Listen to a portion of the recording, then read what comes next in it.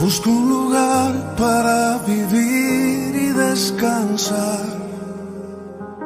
donde no hace falta ni llamar.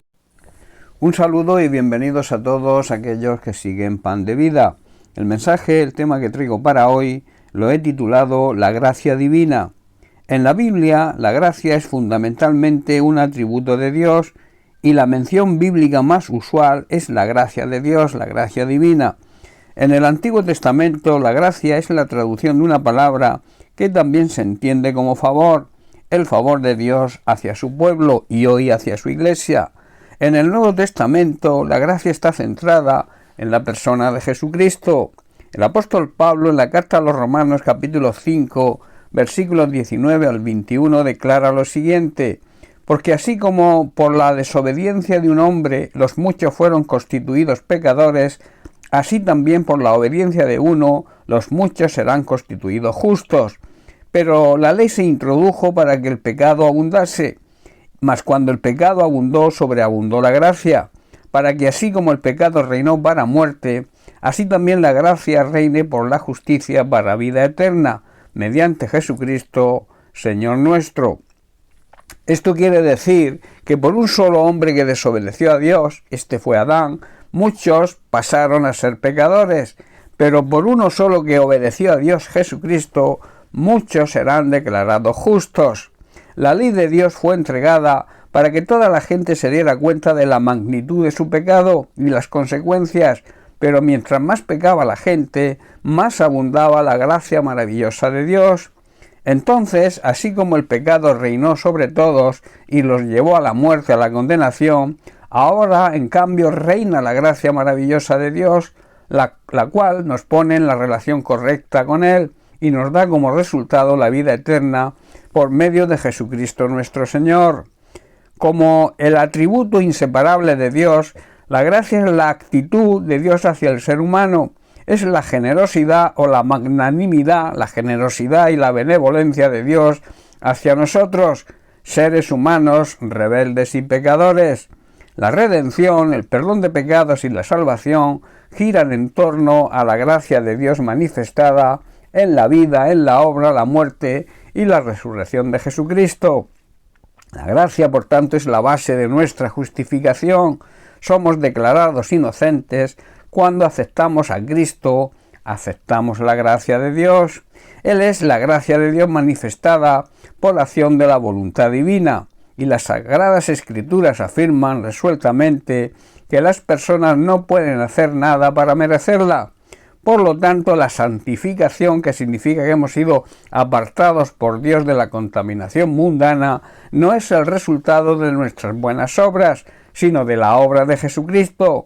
Es el poder de la gracia divina en la vida del creyente. Por la gracia divina no solo obtenemos el perdón de los pecados, sino que también obtenemos la justificación, la declaración de inocencia y la santificación que nos obliga a vivir una vida en santidad. Quien no ha entendido el poder de la gracia divina y no está agradecido con ella, no es capaz de apartarse de la vida pecaminosa y cede constantemente a sus deseos pecaminosos. Para evitar esto es necesario la revelación de la gracia divina en la vida de cada creyente, para comprender el poder del sacrificio de Jesús y cómo éste rompe las cadenas del pecado.